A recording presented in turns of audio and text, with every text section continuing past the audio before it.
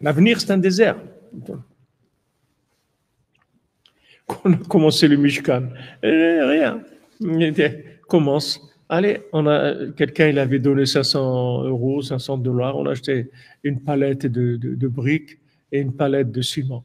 Et les gens regardaient, ils se moquaient de moi. Ils disaient, mais d'abord, il faut commencer des fondations, le béton. Que je vais faire des briques et du ciment.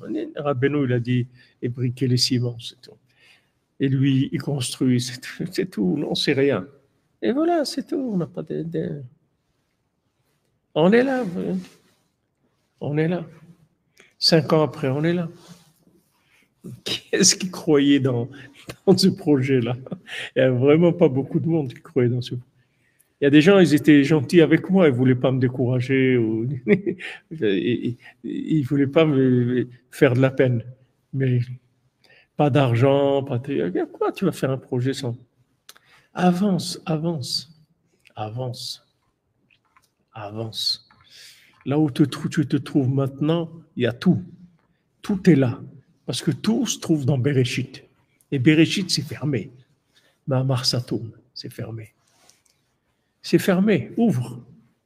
Comment on ouvre le Mahamar Satoum? Mahamar Satoum, Rabbeinu dit, c'est une parole fermée dans laquelle il y a tout. Tu peux tout créer avec cette parole. Imagine-toi qu'on te donne une parole secrète comme ça, que cette parole-là, elle crée tout. Ou bien l'accès à un endroit où dans cet endroit-là, toutes les paroles qui vont être dites, elles vont créer tout de suite. Tout est possible dans ce mamar-là. Bereshit. C'est quoi? C'est de commencer. Quand tu commences, il y a tout.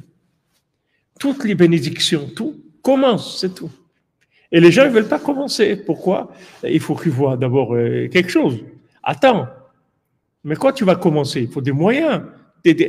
Mais non, mon ami, c'est le contraire. Commence, il va y avoir les moyens. Les gens ils croient, non, dès que j'ai les moyens, je commence.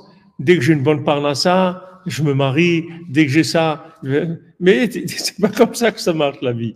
Commence et le tapis va se dérouler devant toi. Commence, c'est tout. Commence.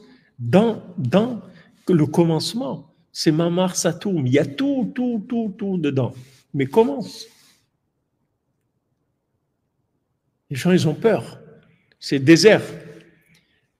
Mais attends, mais il faut quand même des repères. Commence, c'est tout. Un petit peu, ce que tu peux. Ce que tu peux maintenant. Qu'est-ce que tu peux faire maintenant? Quand le Baal Shem Tov, il était en Eretz Israël, il a voulu aller en Eretz Israël. Alors, ils ont... À un moment, il y a eu toute l'histoire qu'ils ont jeté tous les écrits du Baal Shem Tov, etc. Et après, le bateau il est arrivé dans une île où il y avait là-bas des cannibales, des trucs, ils allaient les tuer. Maintenant, le Baal Shem Tov, il ne savait plus rien.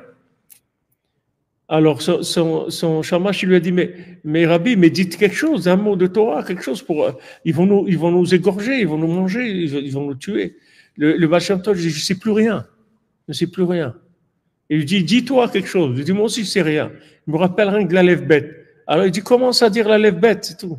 Alors, il commençait à dire Aleph, et le Baal Shem Tov répétait Aleph. Et il disait Bet, Gimel. Et ils ont commencé à dire l'Aleph Bet.